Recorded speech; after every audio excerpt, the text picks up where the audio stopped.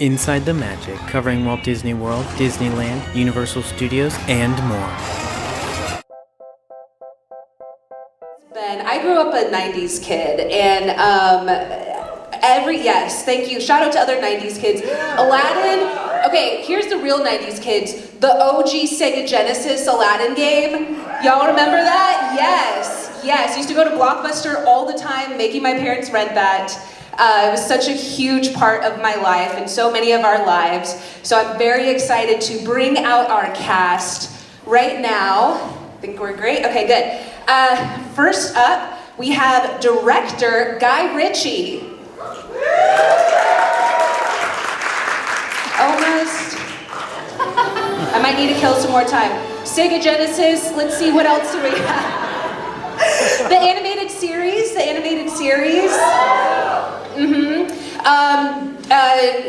Oh, we're good now. Okay. I'm like, I can spitball this Broadway musical. There was also the Aladdin at California Adventure. Okay, but we are ready. So please put your hands together for director Guy Ritchie. Up next, we have our Genie, Will Smith.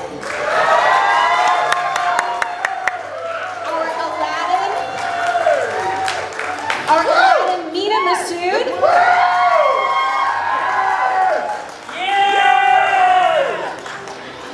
In the role of Jasmine, we have Naomi Scott.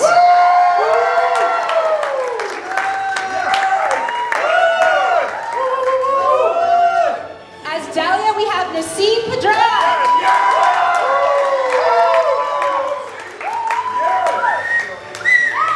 As the Sultan, we have Navid, Negahban. Please also welcome production designer Gemma Jackson. And welcoming back to the stage composer Menken.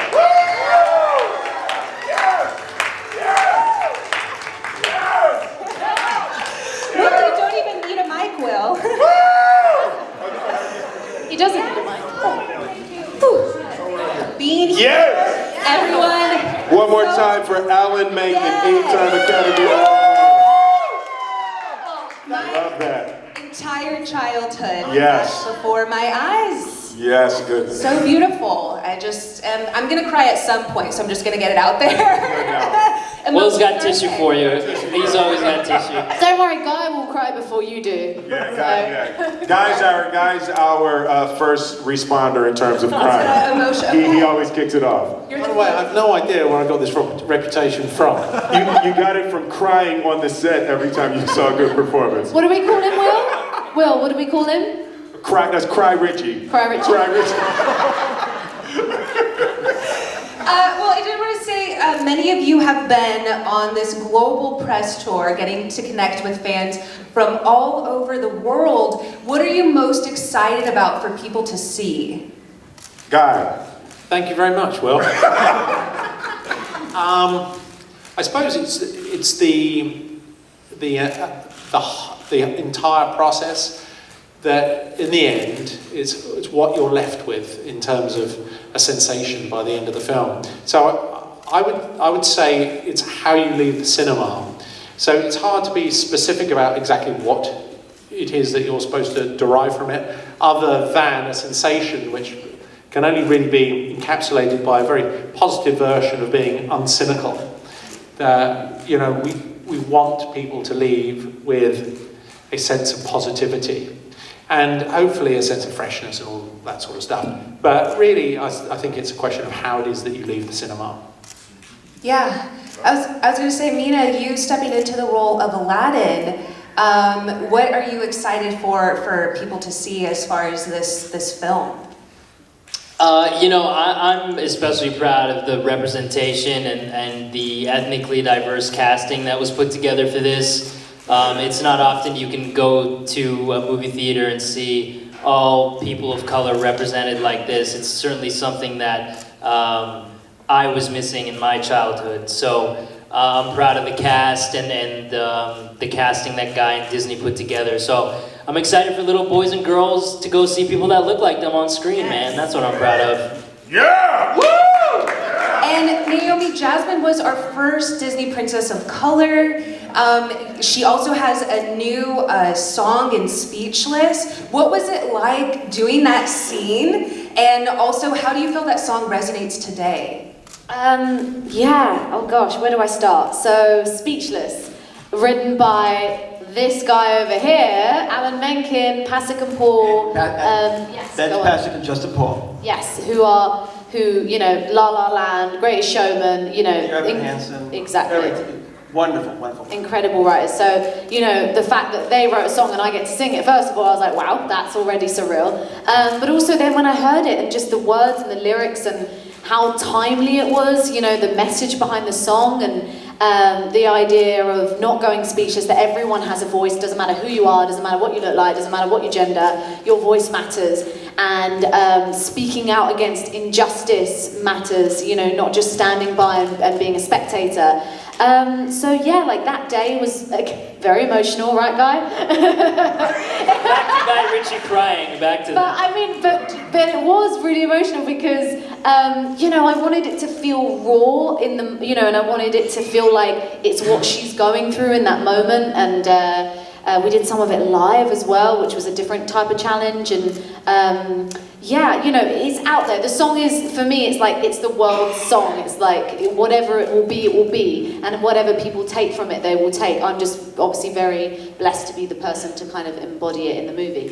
I did want you to know personally that people were emotional in our theater during that scene. Yes, people were weeping and sniffling and full-blown sobbing. That was my friend Kat. Full-blown snogging? Oh wow, that's a different movie, girl. Navid, I had a question for you because growing up watching Disney films, so many of them have a father-daughter dynamic element to them. What was important about this Sultan story arc with his daughter? I believe the most important thing was for him to show how much he appreciates her. I mean, I think every father, no matter what, they see a princess in their little daughter. And we had a discussion with Guy, we were sitting and we were talking about the kids, and I have to say something about Naomi. There's a princess inside her. I never forget, we were on the set and we were working. Some of the ADs, they were a little bit distressed and they were yelling at the background actors. And this girl took the mic, went over on the balcony and said, we can be nicer to each other, can't we? So the princess is inside her. I never forget that day. Do you remember the day that we were on the balcony and somebody down there was yelling? Okay. So, I'm gonna go with. That was me that was yelling, by the way. God, that was me. I didn't want to mention names, wow. but No, that's so cool. I don't. but truly, it's just finding your inner magic, believing in yourself, who you are, and what you are is special. There's nobody else like you, and I think the film represents that. I mean, Mena, he discovered Aladdin inside him, and it was beautiful. The whole journey was an amazing experience. My next question is for Nasim. So Dalia is a completely new character that the world has never seen before. Also cool because we get to add another prominent woman of color to our Disney roster. So since you didn't have a character to base this off of, how did you go about bringing her to life? Well, it was so fun because it was, I think, all the joy of creating something from scratch, but then watching that intersect with this story we all know and love. Which I had so much respect for coming into it. I'm a 90s kid, so for me, Aladdin was like golden age Disney, and to echo what Mena said, I'm so proud to be part of the most diversely cast Disney movie of all time, I think. And it really, that film resonated with me as a child because it was the first time I saw a Middle Eastern protagonist, you know, in a major motion picture. So to get to be a part of that and play a little fun role in being Jasmine's friend and handmaiden, and especially under the guidance of Guy, who's so collaborative and fun, and every day you're like, oh my gosh, how like he puts the scene up on its feet, and it turns into a whole fun new thing that you wouldn't have necessarily even seen on the page. It was just such a blast. And we got to spend time together. A lot of my scenes were with Naomi. We got to spend time together before we started filming, and there was just such an instant camaraderie and friendship that I think hopefully translates into the dynamic of the characters. It does. You all had such a beautiful chemistry together, all of you. She won't say, but like, she kills it in this movie. I think also like she does so much improv, and because she's such an amazing writer as well, she was just coming out with like, I was just laughing the whole time. I couldn't keep it together. But like, she literally, I think she brought more to the character than I think anyone could have even imagined for this role. And like, literally, she just annihilates it. I heard that sometimes y'all had to cut for giggles. Yeah, Yes, yeah. cut, stop for giggling. My next question is for Gemma. One, congratulations on Game of Thrones tonight. I know you have a huge... Congratulations on that. So I know that Agrabah, being that it is a port city and is influenced by many different cultures that you brought to this film. What was the most fun part of researching? Is that right? No.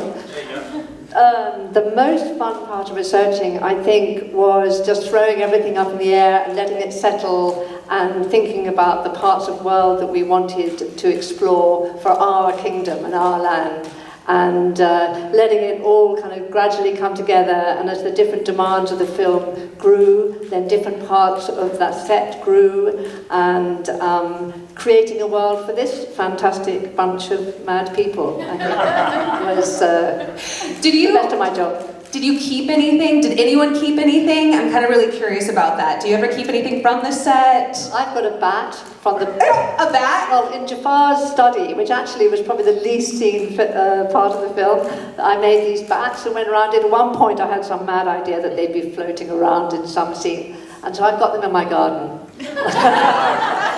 I've got more of that set than you can imagine, actually. Oh, yeah. Which one's your first I've layer? got the whole of Agrabah. I gradually clawed it off Disney as time went on. Yeah, I always try to keep a little piece of wardrobe. Like for me, whatever reason, the wardrobe has a really great value. So I always, I tuck the turban on the way out. They weren't small, those turbans. No, just on the point that Gemma was saying. Gemma and Alan and the rest of the team. What became fun is that everyone came to the Spirit in no small way, because when Will came, who was number one on the call sheet, his positivity sort of flowed all the way down. It started from the top and went down. And then there was an incredibly positive spirit throughout the whole process. And actually my job was really to encourage them to be more of themselves. So everyone had a degree of improvisation that which was just natural to them. And as I say, my job was just to encourage more of that. But people like Gemma and Alan, what was conspicuous to me is really that they are still like children, in the best possible sense, in the fact that they're still incredibly excited about their jobs. So Gemma gets very excited about what it is that she does. I thought you meant that they take all your money and eat all your food.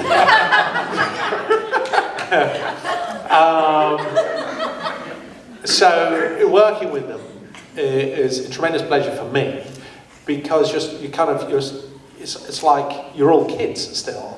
And so from Will's point of view and from the actor's point of view, they were all having a tremendous amount of fun. But from Alan's point of view and from Gemma's point of view, everyone's like kids, and no one's cynical in that sense. And I give that most of the credit to you there, Will. That Will is not cynical, and by the time you've been doing what Will's been doing for 30 years, it's very easy to become jaded and cynical. And actually, no one on the set was cynical.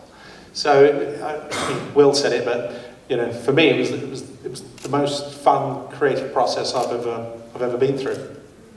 Yeah, I was saying Disney magic is real. This is my first Disney movie, and there's something that Walt Disney did in the design of these stories, that at the core of these stories is something that shocks the inner child within you and forces it to come alive and smile and appreciate the moment. So, for me, coming into this, first starting with fear, definitely started with fear. What Robin Williams did with this character was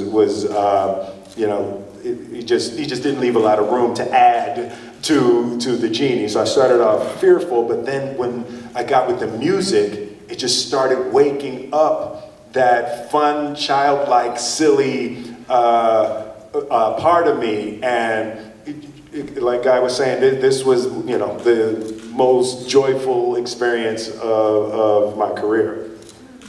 Yes, that really came through too. It's just so, I was gonna ask you, because you did so many musical numbers, and rapping, and acting, and dancing, and juggling, and all this. Was there any one particular song that you resonated with the most? Well, the song that got me over the hump of, yes, I can play Genie, was Friend Like Me.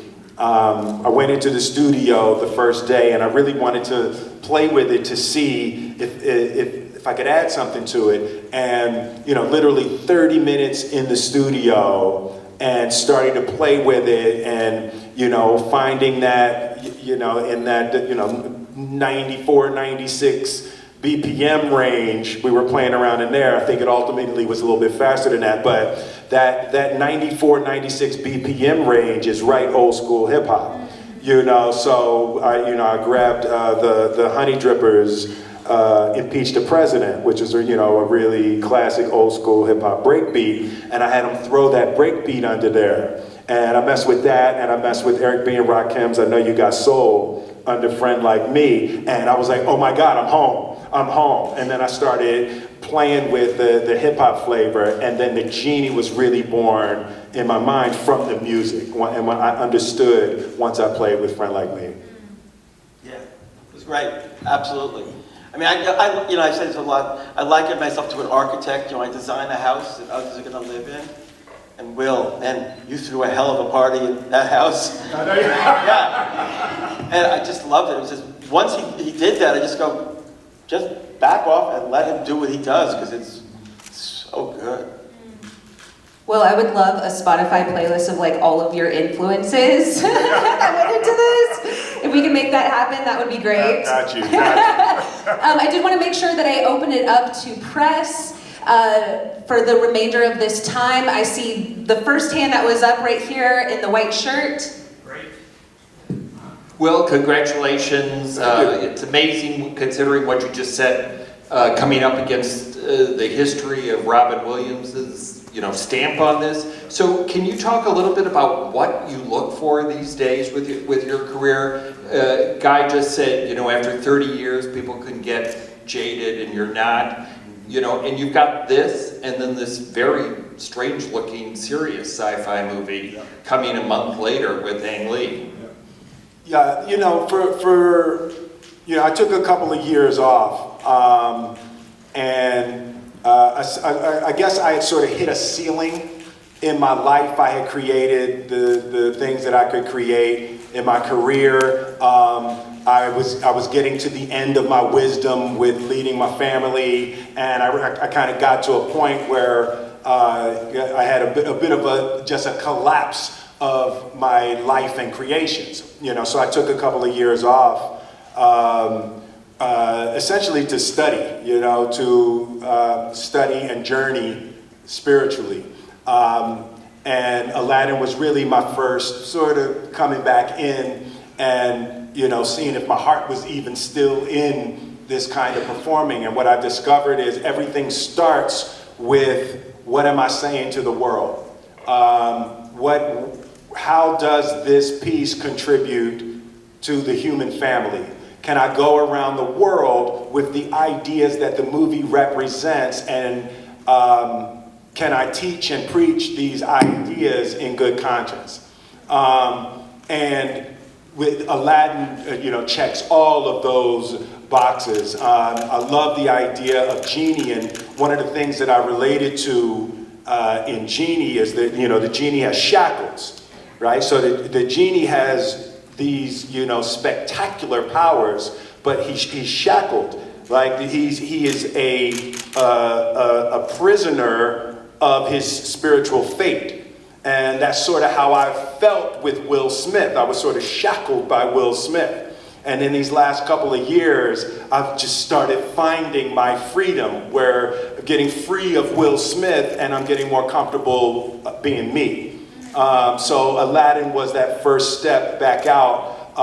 And in terms of Gemini Man, that was like, you know, we're not going to talk about that yet, but that, you know, but there, you know, just the ideas of that, and there's, you know, some deep concepts under that, and really it's just about my beliefs. You know, I'm going out into the world and I have a big voice, and people look and people listen, and I just want to make sure I'm saying things that improve and contribute to people's life and growth and joy and evolution. Well, I watch your inspirational Instagram stories, which have gotten me through many a day, and I'm so glad I got to see one live and in person. Yeah. I see a hand at the 2 right here. Yep, it turned to 5. Right in the second row. Yeah. I want to make sure I'm getting everybody. Yes. Hi, my question is for Guy, and this is a resolutely Disney film, and yet I was also struck by how much of a Guy Ritchie movie it was, and I'm wondering if you could talk about some of the things you thought you brought to this production that no one else could. I don't know about the last bit, but you'll be surprised how familiar I am in this territory, considering I've got 5 kids, the oldest one's 18, which pretty much means I've been up to my eyeballs in Disney production for 19 years. And also by sort of family demand, it was about time I made a movie that we could all watch together. So Aladdin ticked the box in the sense that, you know, it was a street hustler and I was familiar with that territory. My wife is a big Disney-phile, and anything to do with Disney princesses is high on her list. So it was really a question of demand by the family, and frankly, I was just ready to do something in this world. And then, of course, it's very hard to be objective about your own work, but you know, inevitably, what happens is that you leave an imprint upon it. But some clever director once said that the lion's share of directing is casting, and I think that's true. And I think once we got our little team together, then we were all on the same frequency, and it didn't take us long before we all dialed into that frequency. And then it just all worked from there, and it all came out very organically, actually. I think the beautiful thing that Guy does on set is that he creates a sense of family and community, and everybody feels free to create and bring their take on it, and then he kind of molds it from there, but he allows us to play, and I think that's something that no one else could have done as well as Guy. Yeah, that's a really beautiful approach that he has. I heard an idea in the Alchemist about a shepherd leading from behind. And that's a really beautiful approach that Guy takes. It's like the first 5 or 6 takes, he doesn't say anything, he just watches. You know, and he just lets you do it, and you do it, and you know, he sees what everybody's choices are naturally, and he watches, and everybody gets excited, and we're playing, and we feel like we're making it. And then he comes in and just gently starts to guide, everybody back towards what he wants. And he's wildly collaborative and open, and it's a rare combination to be that open and that definitive at the same time. It's a very difficult thing to do, and he has mastered that very well. I think another, oh sorry. Yeah, no, I think they're being very kind here. The thing is I'm not really sure what I'm doing, and I'm hoping they're going to do it for me. Another example, though, is perfect example might be like One Jump Ahead, right? One Jump Ahead is one of those songs in the animated movie which is almost choreographed. It's one jump ahead, red light. It's very sweet, very clever, very stagey. And Guy, I know, wanted to get to the truth underneath it, to go, who is Aladdin in this more than just a guy performing, as Guy said, jazz hands. And so we tore that song apart. We tried it this way, we tried it that way to get the swagger into it. And he challenged me and the whole music team to go to a different place. We went to some pretty extreme places, and then when we came back to, it feels like one jump ahead to me, but it feels very real. So whatever happened in that process worked. I think a lot of it too has to do with the fact that Guy is truly the least rigid filmmaker. And I feel like when I watched the film, so much of the joy that is there came from his spontaneity and his comfort in finding something on the day, which I would imagine is a challenge for a movie on this scale. I mean, you look around and you're like, the money is being spent. There are so many pieces in place, and it's really easy to just be locked into an idea you had of something. But he was so open to finding new things on the day, like you just mentioned, that it made it so fun for us. Like, I know my... I can't really see. So what I love about the movie is that it, like before, everyone loves the animated films, but it came from an origin from East Asian, South Asian, and Middle Eastern culture. And I really love that you guys were able to put that all together in this film. How important was it to tell this tale, not only from the animated motion picture, but also the origin culturally to keep it authentic? I had a feeling that was coming my way.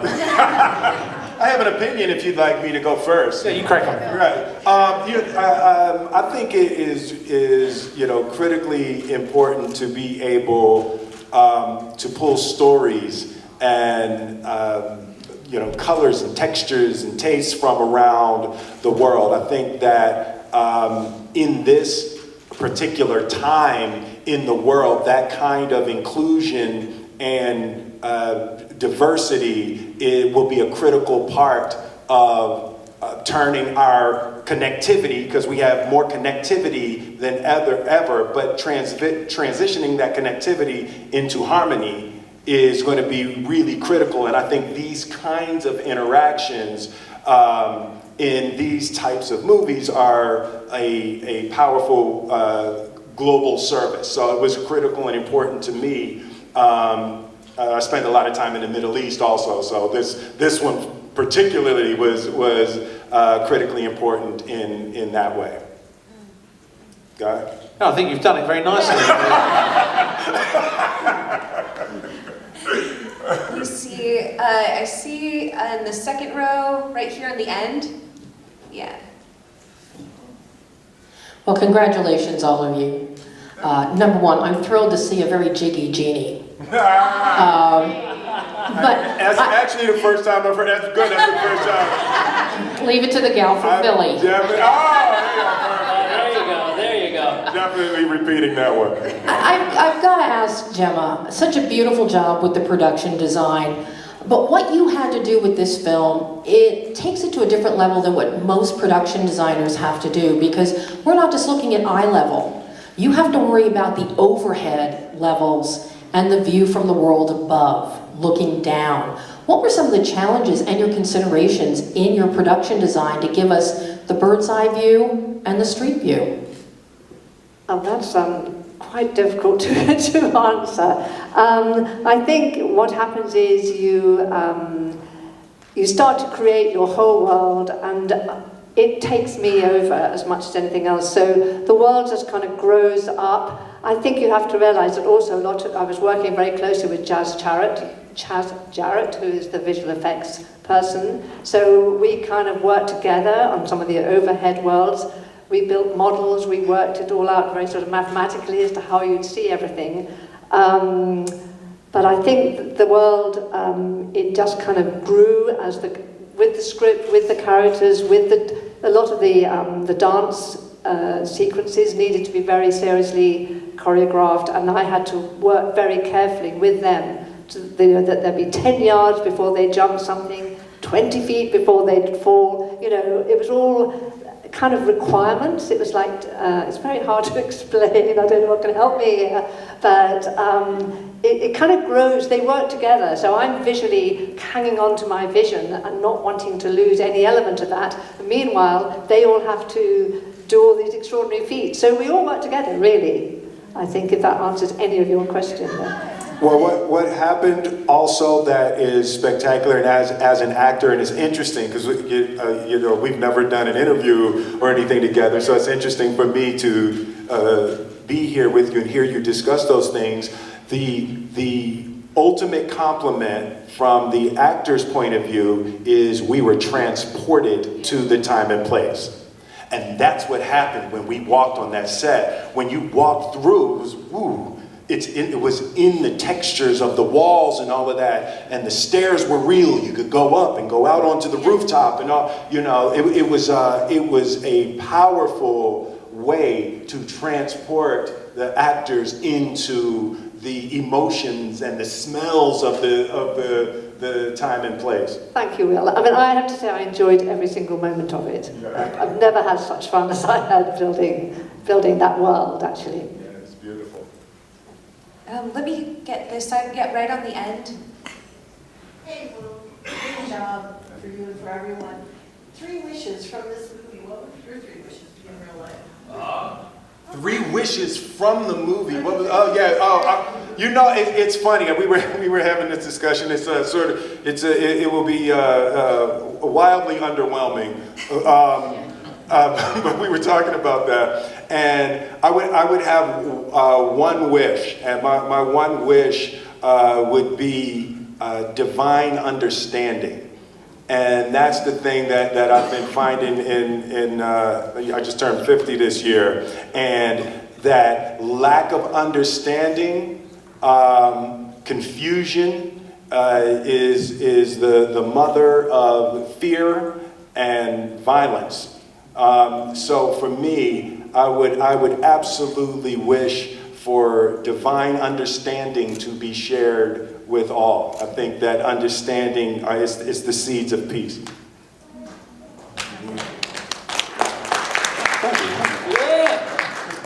I think that, wait, I can do this. 1, 2, 3, 4th row, hands still up right in the middle. How can you even see I'm that? trying to make the effort to, I got you. Thank you.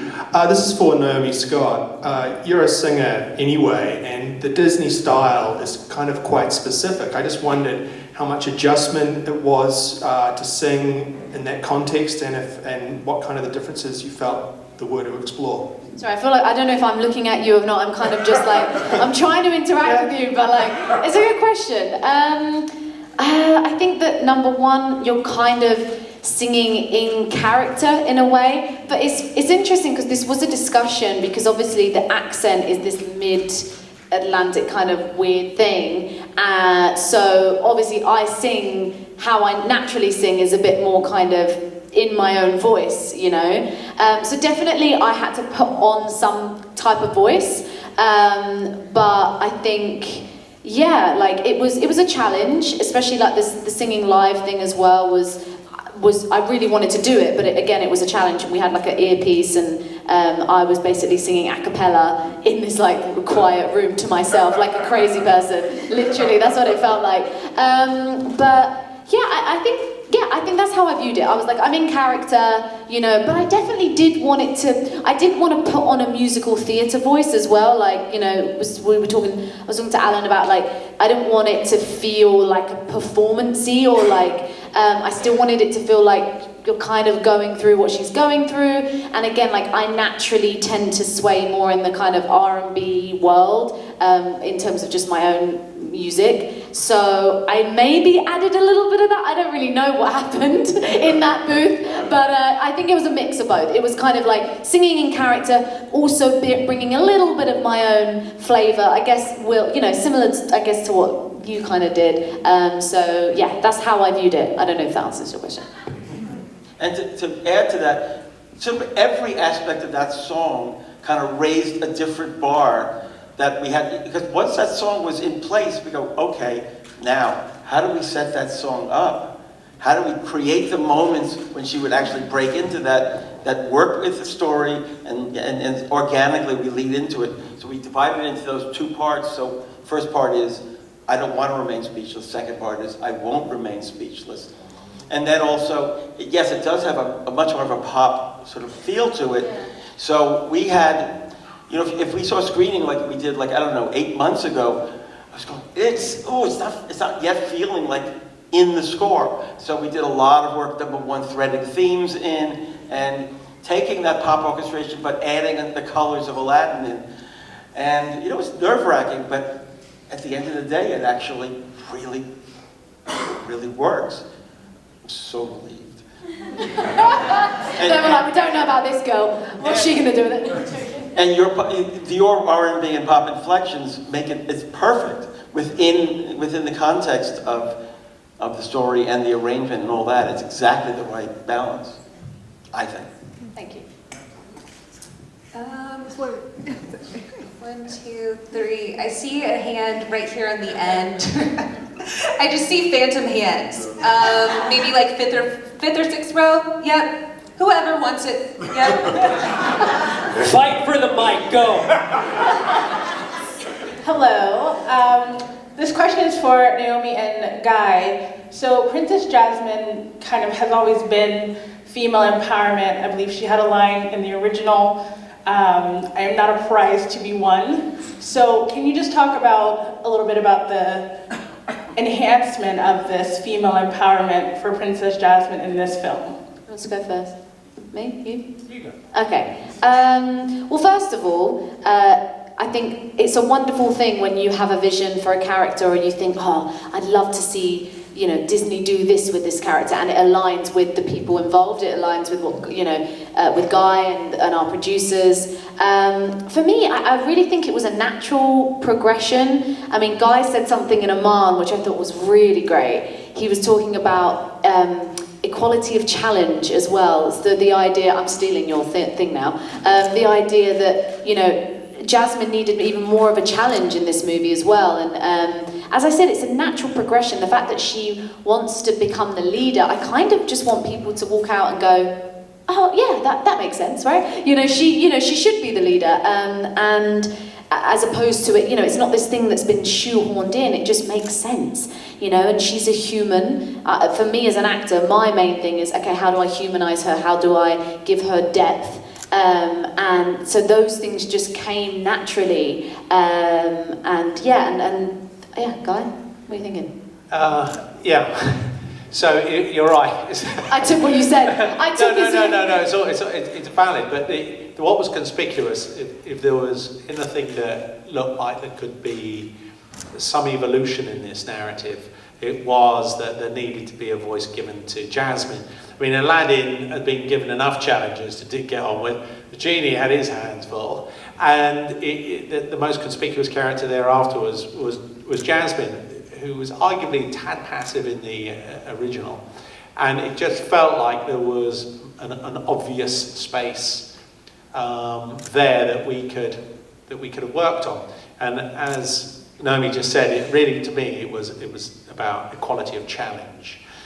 Because there's no point banging on about something unless you could back it up. So, you know, not only did Alan come up with what I think is the best song in the film, but to illustrate that particular point.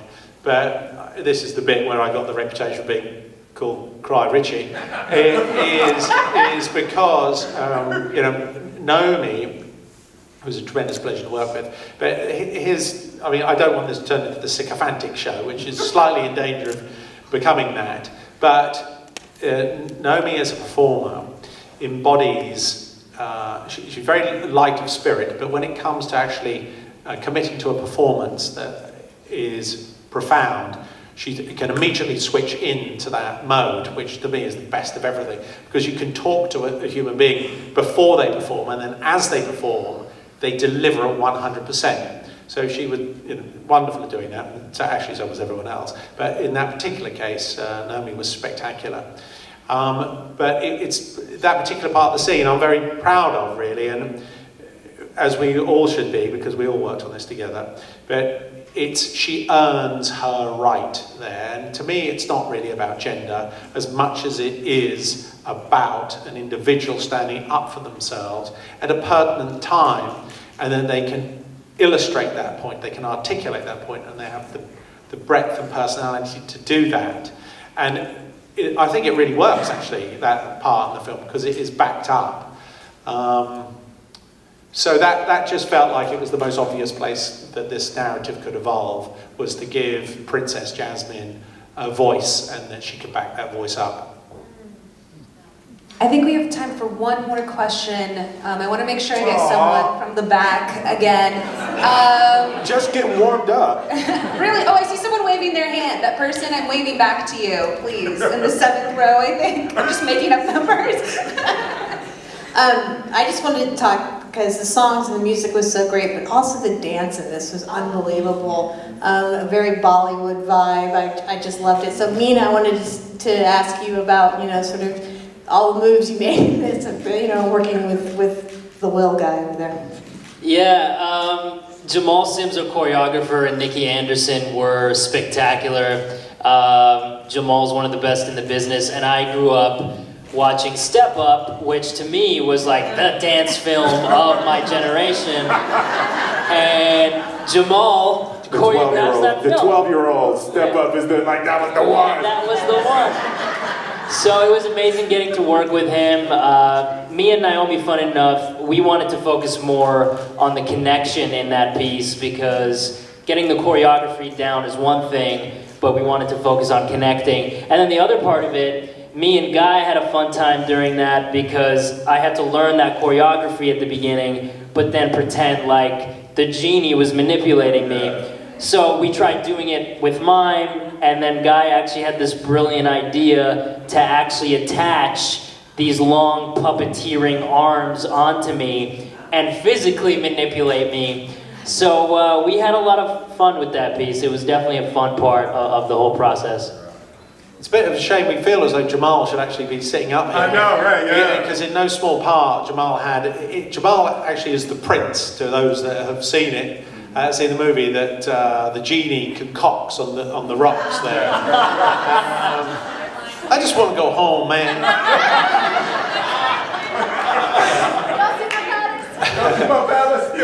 But he was a major, my golly, I tell you, if anyone represented this, the spirit of this film, it was Jamal. Because Jamal came 100% into this project. And every time you'd see him, he was just so excited about what he was about to do. And the English weather didn't drag him down. And he just remained so positive throughout. And when anyone asks me what my favourite scene is, I do say that my memory is that of a goldfish. So I always said the last scene, because it's the last thing I can remember. And Jamal came up with this dance sequence at the end, which, I sniggered when I thought, there's no one's going to come. And he didn't have long to do it, by the way. And that dance sequence. And I gotta say something about Nikki Anderson, who is his assistant choreographer. He found him on YouTube. He's like 19 years old, and he is the most incredible dancer I've ever seen. So shout out to both of those guys. Yeah, Nikki was in charge with, Yeah, I worked closely with Nikki, and Jamal oversaw everything, but both incredibly talented people. And all the dances as well. They're just amazing. Yeah, the dance, what was happening with choreography, and I don't know if you knew it was going to be that, but choreography was sort of the vortex. It was sort of the vortex of everything, right? So, if you're doing a dance sequence, so the choreography was the vortex of wardrobe, of set design, so all of the actors, we had decided how our performance was and things our characters would and wouldn't do, and then it had to get worked into the dancing of it, and just everything sort of fell on Jamal to make it all come together in a dance sequence. And he just captured all of that stuff, even the things like in the big sequence where I switch into the woman and then go behind and timing those things out. And it was just, I wish he was here to get all of these props, but he really captured the center of all of those things and, made it turn into something that looks hot in a dance movie. Were you improvising in your song as well? I love how you snuck in a question. Security. Sir, you're going to need to take that question back. You're going to need to take it back. No, what was really great for me in terms of that is because the genie, and a lot of people don't even recognize this, but the genie is 100% CGI. People look at it and they think it's my face blue and it's my body. The genie is 100% CGI. There's none of me in the genie, right? So it's like the work was so good that they don't even get credit for it. But what happened was great for that. For me, I would just be on set, so we'd run the scenes and everything, and I could do it on set, so I would improv on set because I knew it wouldn't be necessarily in the movie. Then we would do the first round of the CGI work, and then we could go again and we could work it. Then Guy watched the whole movie, and then I had another chance to go back and we could play with lines and make adjustments because they were going to create it anyway. So, for me, there was, tons of improv, and we got to the point where Guy was open and anybody could throw something in and we were throwing it in, and it would become a fun thing on set to try to find that number one answer. But it was yes. I could have just said yes. Quick, someone else throw something in. I just noticed that. I could have just said yes. I did want to know really quickly, speaking of dancing, on or off camera, who had the best moves? Ooh, that would be me. That would be What is Guy, duh, yeah, obviously. I think it wasn't you, Guy, now that I think about it.